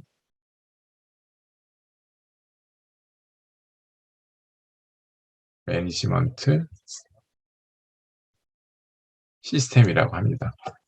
건물에서의 에너지 운영에 대한 것들을 자동으로 관리해주는 시스템이라고 보시면 됩니다. 그래서 뭐 조명, 환기, 보일러, 냉동기 이런 것들을 우리가 필요할 때마다 사람이 가가지고 작동을 시키고 끄고 하는 게 아니고 우리가 일정하게 프로그램화 해가지고 입력을 해놓으면 자동적인 방법으로 여기서 컨트롤이 일어난다는 거죠. 그럼 사람이 없는 것 같다 싶으면 조명이 자동으로 차단이 되고 그 다음에 실내의 공기의 오염도가 좀 높아졌다 그러면 환기 장치가 자동으로 작동이 되고 그래서 이 운영하는 방법에 대한 것들을 이 자동화된 시스템에 의해서 우리가 그 운영을 운영 자체가 자동화된 시스템에 의해서 이루어지기 때문에 뭐 사람이 일일이 그거를 켜고 끄고 실수해서 안 끄고 문제가 생기고 뭐 이런 것들이 없다는 얘기입니다. 굉장히 효율적인 그 에너지 관리의 방법이 되겠습니다. 네, 다음은 그 태양의 이용에 대해서 설명을 드리도록 하겠습니다. 네, 오른쪽에 보시는 그림처럼 우리가 여름철과 겨울철에 태양의 경로가 다르죠. 그래서 여름철 같은 경우는 굉장히 그 높게 이런 경로를 그리면서 뭐 하지 같은 경우는 굉장히 높게 길게 이렇게 그 지나가겠죠. 우리가 대상으로 하고 어떤 건물을 가지고 본다면 그에 비해서 동지라고 하는 그러니까 낮 동안에 해가 가장 짧은 동지 시에는 태양 자체가 이렇게 밑에 경로를 통해서 짧게 지나가죠. 그러니까 그 지금 밑에 있는 그림처럼 봤을 때 건물로 뭐 12시를 기준으로 한다 그러면 여름철 같은 경우는 굉장히 높은 고도를 그리고 있고요. 겨울철 같은 경우에는 굉장히 낮은 고도를 그리고 있기 때문에 우리가 이 뭐 처마나 아니면 차양을 적정하게 만들어주게 되면 여름철에 일사를 받는 거는 좋지는 않잖아요. 햇빛 받는 거를. 그렇기 때문에 이거를 가려주기 위해서는 당연히 지붕에 처마를 길게 한다든지 아니면 차양을 만들어서 이 여름철에 그 어떻게 보면 좀 좋지 않은 그 태양 에너지 자체를 차단할 수 있겠죠. 그다음에 상대적으로 겨울 같은 경우에는 이렇게 처마나 차양이 있다고 해도 고도가 낮기 때문에 건물 내에서 필요로 하는 에너지를 받기에는 가능하게 됩니다. 그래서 이제 건축에 와서 이 태양 에너지를 잘 활용하는 것이 굉장히 필요한데요. 첫 번째, 지금 좀 전에 설명한 것처럼, 지붕에 처마를 이렇게 길게 뽑으면 여름철에 태양을 우리가 차단하는데 굉장히 효과적이다. 근데 겨울철 같은 경우에는 남쪽에 있는 창문을 통해서 태양 에너지가 이렇게 유입이 되죠. 이렇게 유입이 됐을 때 효과가 뭐냐면 이 바닥면 자체를 우리가, 굉장히 좀 중량감이 있는 그런 재료, 뭐 콘크리트를 두껍게 하거나 아니면 돌 바닥을 한다든지 이런 식으로 했을 때 얘네들이 물론 이제 색깔이 더 짙을수록 유리하겠죠. 햇빛이 만약에 여기에 닿는다라고 하면 많은 그 태양의 복사 에너지 자체가 여기에 전달이 됩니다. 이 구조에. 이 바닥을 가열을 시키는 거예요, 이렇게. 가열을 시키고, 얘가 굉장히 그 육중한 구조이기 때문에 오랜 시간 동안 열을 저장을 하는 거예요. 저장된 열이 우리가 필요로 하는 밤 동안에 이렇게 방출을 하는 거죠.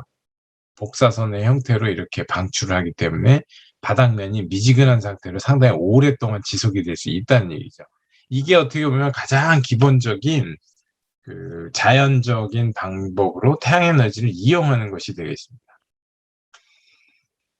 그래서 우리가 이거를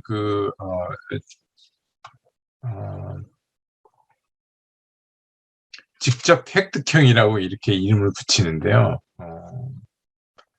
이제 국내에 있는 제로에너지 하우스 중에 하나입니다. 살든에 있는 제로에너지 하우스라고 하는데요. 여기도 보시면 이제 태양이 이렇게 들어왔을 때 이 바닥에 굉장히 많은 일사에너지가 이렇게 부딪히는 걸 우리가 확인할 수 있잖아요. 그럼 이 햇빛 자체가 닿는 부분이 이제 열이 이 바닥에 이렇게 전달이 되는 거예요. 바닥을 데우는 거죠. 그리고 밤 동안에 이제 이렇게 방출을 하기 때문에 난방 효과가 있다 이렇게 얘기하는. 두 번째 뭐 패시브 건축에서 특히 태양에너지 이용하는 패시브 건축에서는 이제 트로몰이라고 하는데요. 트로몰이라는 사람이 이제 아이디어를 내서 적용하는 것이 되겠습니다. 이제 벽체가 원래 벽체 자체가 있는 부분에 앞면에 유리를 하나 씌우고 햇빛이 이렇게 닿으면 이 벽체를 가열하기도 하고요. 이 벽체를 가열하기도 하고 또 이 유리와 벽체 사이에 이 공간이 있습니다. 이 공간의 온도를 높이게 되죠. 공기 온도를 높이게 됩니다. 앞에서도 이제 언급을 했지만 공기가 가열이 되면 가벼워져서 위로 올라간다 그랬잖아요. 그럼 공기가 위로 올라가려고 그래요. 위로. 그럴 때 우리가 이 벽에 구멍을 이렇게 내놓을 수 있습니다. 아래 위에.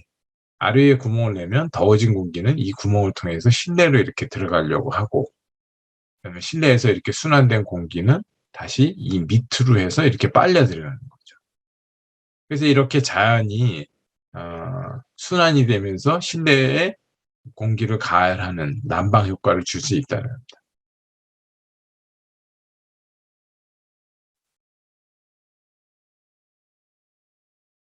네, 그런 운영이 되는 거고요. 이게 지금 그림이 지금 제가 잘못 갖고 왔는데요. 이게 지금 야간이잖아요. 야간에는 어떻게 하냐면, 야간에는 요 댐퍼라고 하는 요 문이 여기 있는 게 아니고 요걸 닫힙니다. 이렇게 움직여서 닫아요.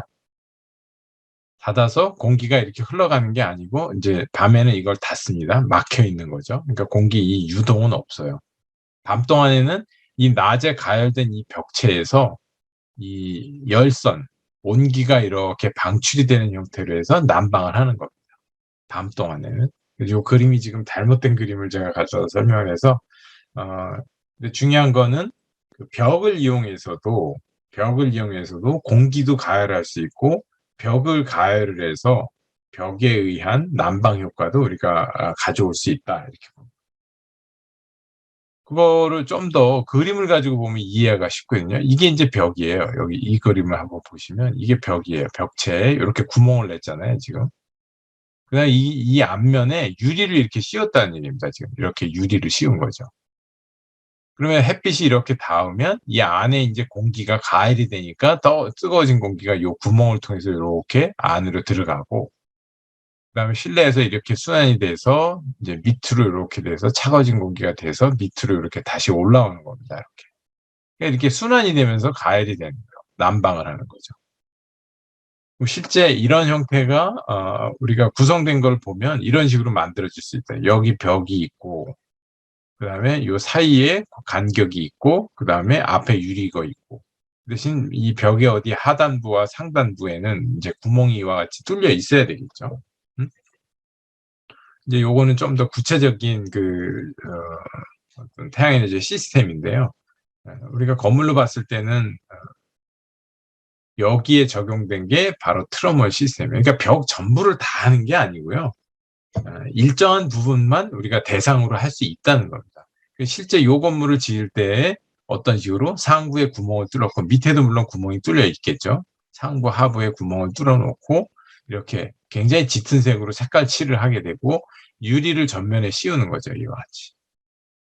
유리를 전면에 씌우게 되면 얘네가 햇빛을 받아서 온도를 가열하고 벽도 가열하고 그럼 낮 동안에는 이 구멍을 통해서 뜨거워진 공기가 실내로 이렇게 유입이 돼요. 밤 동안에는 이 가열된 벽이 실내로 열을 이렇게 방출해주는, 열을 방출시키는 그런 효과로 인해서 우리가 열기를 얻을 수 있다. 네, 다음은 이제 온실에 대한 겁니다. 뭐 여러분들이 그 아파트에도 이건 뭐 베란다라고 하는데 베란다 부분을 이렇게 샷이라고 하는데 예, 하나의 유리막으로 지금 다시 하나 막게 되면 뭐 거기도 일종의 온실이라고 할 수 있는데 그냥 이 건물로 봤을 때는 그냥 뭐 이런 그 단독형 건물에 앞에 지금 이렇게 유리로 만들어져 있는 이 부분 여기는 난방을 하진 않습니다. 뭐 선스페이스라고도 하고 썬룸이라고도 하고 이런 용어를 붙이거든요. 그래서 건물에 이렇게 남쪽 면에다가 부착을 하는 거예요. 유리 온실을.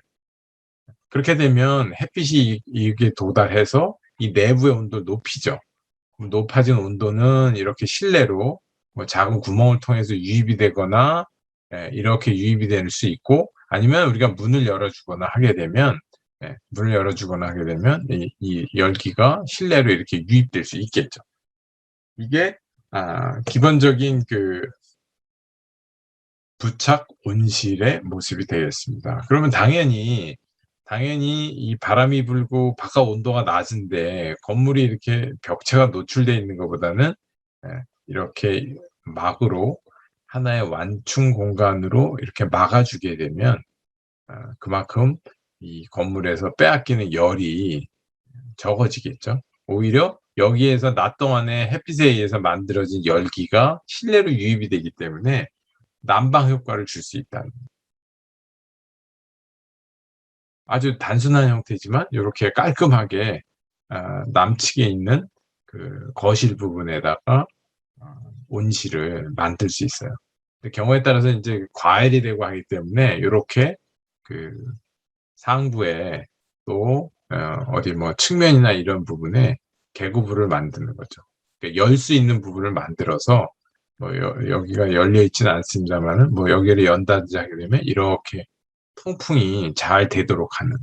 그래서 위에 개구부를 그러니까 열 수 있는 공간을 만들어주는 건 뜨거워진 공기를 잘 배출하기 때문에 효과적이라고 할 수 있습니다. 네, 그 다음에는 이제 자연 채광에 대한 얘기입니다. 자연 채광. 우리가 자연의 빛 좋잖아요. 자연빛이. 실제 연구에 의해도 이 자연빛 하에서 공부하는 것이 우리가 인공 조명, 이 조명등 아래에서 공부하는 것보다 훨씬 더 공부가 잘 된다고 그럽니다. 이 자연 조명에서 공부하는 게. 그러니까 여러분들도 가능하면 이 자연빛이 좋은 공간에서 책도 읽고 학습을 하는 게 아마 도움이 되지 않을까 싶습니다. 뭐 가능하다면 그런 것들을 좀 찾을 수 있으면 찾으면 좋겠죠. 그래서 오른쪽에 이 사진에 보는 것처럼 이 상부에 있는 이 부분들이 다 천창이라고 그러죠. 우리는 천창. 이게 위에가 뚫려 있는 겁니다. 이게. 그러니까 위에서 이렇게 빛이 들어오기 때문에 상당히 이 실내가 굉장히 골고루 밝잖아요. 그렇다고 뭐 완전히 그냥 햇빛이 직접 들어오는 게 아니고 그래서 직접 들어오지 않게 하기 위해서 뭐 예를 들면 우윳빛 나는 그런 유리를 쓴다든지 해서 이 부분을 이제 만들어주게 되면 햇빛이 산란돼서 이렇게 들어오기 때문에 뭐 눈부심 현상 같은 건 안 생기죠. 그리고 굉장히 밝은 빛이 골고루 퍼지게 되는. 이제 건물의 단면을 잘라서 보게 되면 뭐 이런 형상도 만들 수 있고 이런 형상도 만들 수 있어요. 이걸 우리가 이제 천창이라고 얘기하는 겁니다. 그 위에서 오는 빛이 훨씬 더 좋아요. 그리고 확산이 많이 되고 그 대신 좀 확산을 시키는 게 중요해요. 이게 예. 그래서 이렇게 지금 구둑처럼 되어 있는 요 부분을 통과해서 빛이 이렇게 부딪혀서 실내로 들어온다는 얘기죠. 아니면 요런 구성이 돼도 벽에 부딪히고 해서 실내로 들어오기 때문에 여기 보면 빛이 이렇게 확산이 돼서. 그러니까 창가 쪽은 빛이 있으니까 이 부분은 괜찮아요. 근데 이렇게 안쪽으로 와서 창문이 없기 때문에 여기는 굉장히 어둡죠, 평상시에. 근데 이런 그 천창을 만들어주면 위에서 빛이 제공되기 때문에 창가 쪽이 아니더라도 굉장히 효과적인 방법으로 우리가 채광을 할 수 있어요. 그러면 조명 안 쓸 수 있잖아요. 그렇죠? 네. 이런 방법으로 우리가 천창에 대한 것들을 활용할 수 있습니다. 요 그림에서 제가 설명을 지금 뒤에 그림 가지고 하려고 그랬는데, 요 보세요. 이게 창문이거든요. 이게 창문인데, 창문 부분에 중간보다 조금 위에 되는 부분에 바깥쪽으로 이렇게 선반을 댔어요. 그러면 햇빛이 이렇게 부딪혀서 요 면에 부딪힌 햇빛이 실내로 이렇게 들어오고 있죠. 실내로 들어온 빛이 이렇게 부딪히는 겁니다. 천장에. 이렇게. 그럼 안쪽 깊숙한 곳까지 반사된 빛이 들어오니까 그렇게 눈부시거나 그러지 않거든요. 근데 이게 없을 때 우리가 창가 쪽에 앉으면 굉장히 눈부시잖아요. 사람이 이렇게 앉아 있으면. 근데 이런 선반을 하나 놓음으로 인해서 여기는 햇빛이 직접 들어온 걸 막고, 그 다음에 이 위에 오는 이 햇빛 자체는 반사를 시켜서 안쪽으로 이렇게 들이우기 때문에 굉장히 자연적인 방법으로 우리가 채광을 할 수 있다. 이렇게 얘기합니다. 이게 이제 구조인데요. 이게 예를 들어서 이 빛선반이라고 얘기하는 겁니다. 이게 빛선반. 선반인데 이제 빛을 반사시킬 목적으로 만들었기 때문에 이제 빛선반이라고 얘기하는 겁니다. 그래서 상부에 바깥쪽뿐만 아니라 안쪽으로도 이런 선반을 만들 수 있거든요. 그러니까 빛이 부딪혀서 천장에 부딪혀가지고 이렇게 반사돼서 들어온다는 얘기죠. 보통 이제 천장이 좀 하얀색을 많이 쓰잖아요. 텍스 같은 거를. 그랬을 때 여기서 반사된 빛은 반사율이 좋은 천장면에 부딪혔을 때 더 많이 반사를 안쪽으로 시킬 수 있다는 얘기입니다. 여기도 교실이거든요. 그리고 이 선반을 통해서 들어온 빛이 부딪혀서 천장에 부딪히고 실내 깊숙한 곳까지 이렇게 유입이 된다는 얘기죠. 이렇게. 그래서 이러한 것이 간단하지만 우리가 잘 적용을 하게 되면 굉장히 효과적인 방법으로 빛환경을 조성할 수 있습니다. 다음의 아이디어는 옥상 녹화입니다. 옥상 녹화. 말 그대로 지붕에 이제 녹화를 하는 거죠. 여기는 이제 서울에 있는 그 이화여자대학교 그 정문 부분이거든요. 그럼 이게 이제 이렇게 올라가는 부분이 있고 양쪽으로 이게 이제 시설들이 있는 거거든요. 건축물이 있는 거고 이 위를 지금 전체적으로 다 이렇게 토양을 올려서 식생을 했죠. 그럼 이 부분도 이제 사람들이 지나다닐 수 있는 경로이기도 하고 정원처럼 그렇게 가꾸어서 자연경관도 뭔가 즐길 수 있도록 만들어주는 그런 게 그린 루프입니다. 그러니까 옥상 녹화하는 내용이 되겠죠. 근데 옥상 녹화를 하게 되면 그게 보기 좋게만 하려고 하는 건 아니에요. 여기 지금 보이는 사진처럼 굉장히 단순한 방법으로 그냥 잡초들이 자라더라도 우리가 건물에다가 이런 잡초들이 자라도록 하기 위해서는 뭔가 자랄 수 있는 토양이라든지 이런 거 올려야 되잖아요. 흙 같은 게 있어야 되잖아요. 그래서 그런 거를 올렸을 때 어떤 효과가 있는지를 보면 두세 가지 정도 장점이 있다 이렇게 얘기할 수 있습니다. 왼쪽은 옥상 녹화를 한 거예요. 오른쪽은 그냥 전통적인 지붕이에요. 그랬을 때 맨 지붕 위에 지금 이렇게 녹화를 했습니다. 토양을 올리고 그 다음에 여기에 이제 식물들을 이렇게 키우는 거죠. 오른쪽은 아무것도 없어요. 그냥 지붕만 위에 제일 위에 그냥 그냥 지붕 그 마감 재료가 이제 구성이 되어 있죠. 그랬을 때 태양으로부터 전달되는 이 일사 에너지라고 하는 것은 이 토양층이 있음으로 인해서 이 위의 층에 지붕층에 있는 이 실내 공간으로 열 전달을 하는 데 있어서는 얘보다는 얘가 좀 느려요. 그리고 열을 이 공간이 흡수를 하기 때문에 밑으로 전달되는 게 좀 적죠. 근데 얘는 어때요? 직접 부딪히면 이 공간을 가열을 시키고 열을 이렇게 전달하는 겁니다. 그러니까 얘가 여름철에 더 뜨거운 거예요, 이 안이. 그럼 어떻게 해? 뜨거우면 냉방 에너지 써야지. 에어컨 틀어야죠. 그럼 그게 에너지를 쓰는 거죠. 그러니까 이렇게 우리가 토양을 올리고 식생을 하게 되면 햇빛이 부딪혀도 여기에서 열을 흡수하기 때문에 열이 조금만 전달되는 거예요. 그러니까 난방을 안 하던가, 냉방을 안 하던가, 냉방을 조금만 돌려도 돼요. 그러니까 에너지 사용을 우리가 줄일 수 있다는 얘기죠. 그러니까 이와 같이 녹화하는 게 중요하다. 그 다음에 다른 하나는 부가적인 건 뭐냐면, 예를 들면 뭐 비가 많이 왔다. 그러면 여기는 토양층도 있고 식물도 있잖아요. 그러면 여기에서 그 어느 정도 물을 흡수를 하죠. 그러니까 여기서 버려지는 물 자체가 나가는 물이 이렇게 뭐 한꺼번에 확 내려가지 않는다.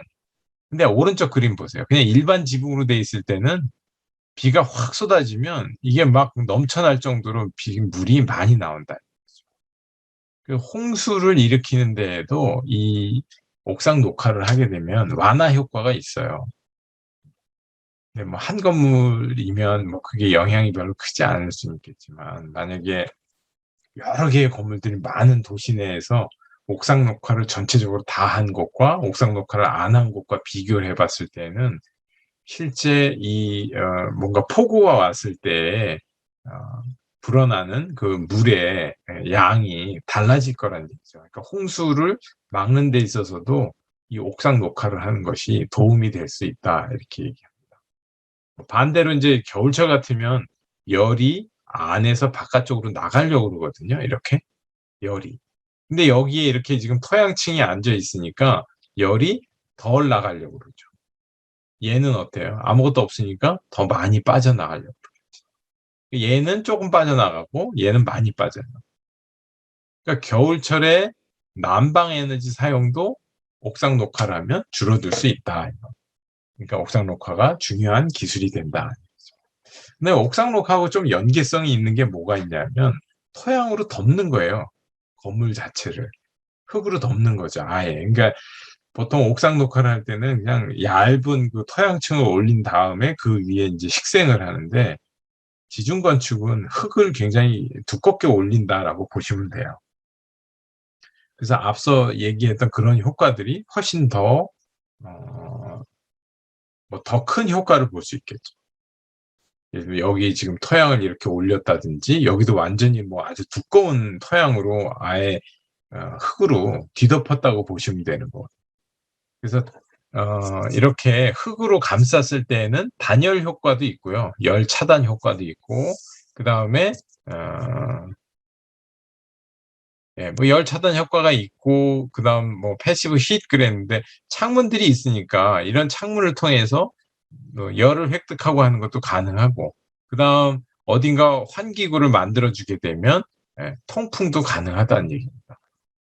뭐 이게 지중 건축을 했을 때 우리가 흔히 이제 뭐 창문이 없어서 문제가 아니냐 이렇게 얘기하지만, 통풍구들을 만들어서 이렇게 통풍이 이루어지게끔 하는 것들도 충분히 가능하다, 지중 건축이라고 하는 것이. 그래서 열을 보존하고 하는 데 있어서도 단열 효과가 있기 때문에 토양으로 덮는 게 좋다, 이렇게. 이제 그 다음 뭐 기술적인 부분에 있어서는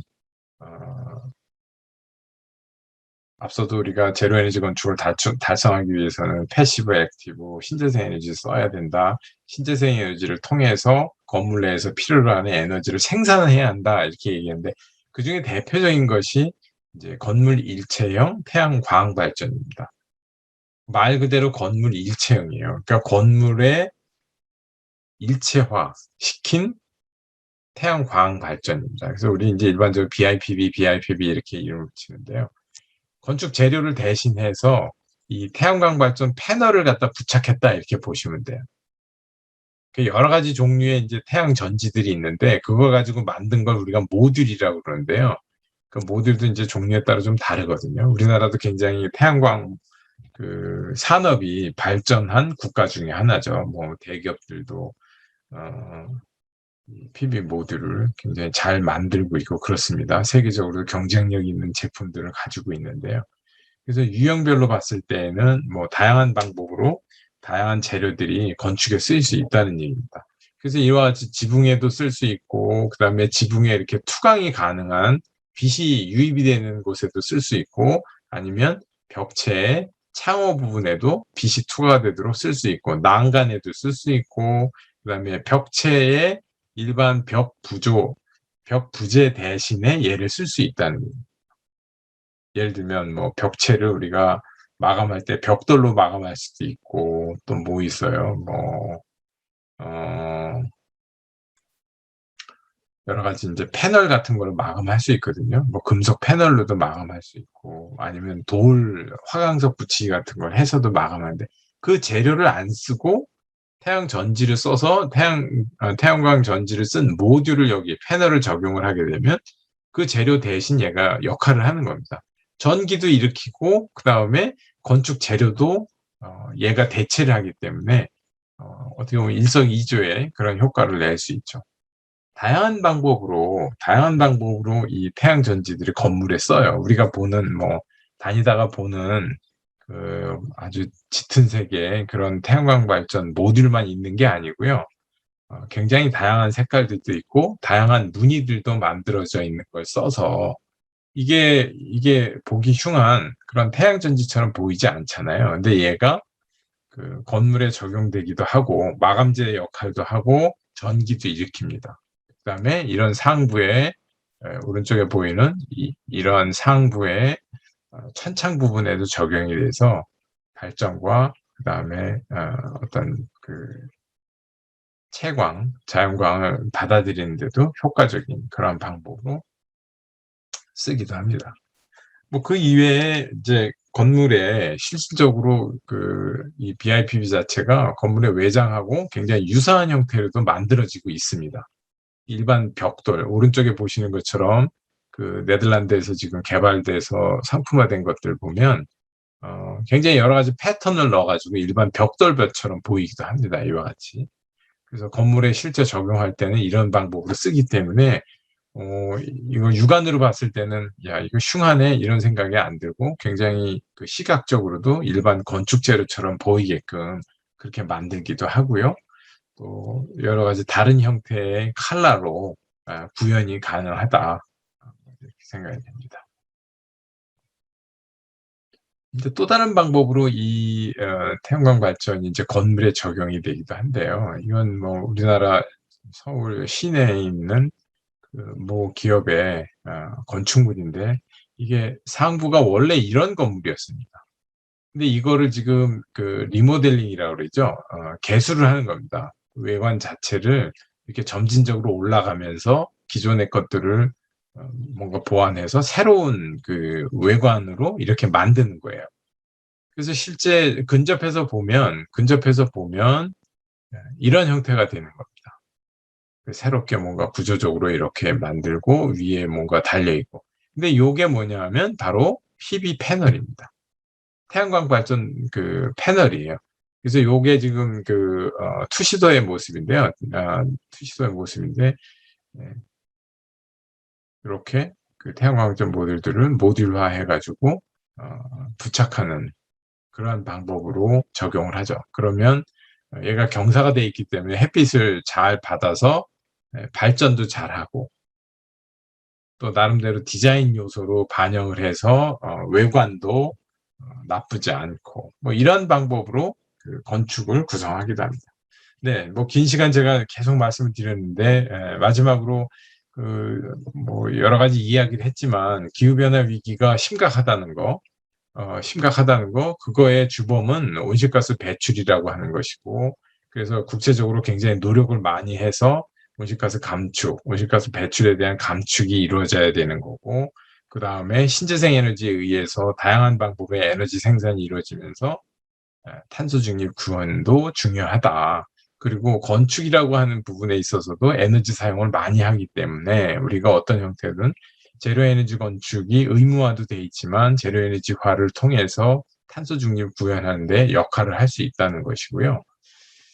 그다음에 뭐 에너지 절감과 함께 우리가 거주자의 쾌적성을 높이는 친환경 건축 기법은 굉장히 다양하다.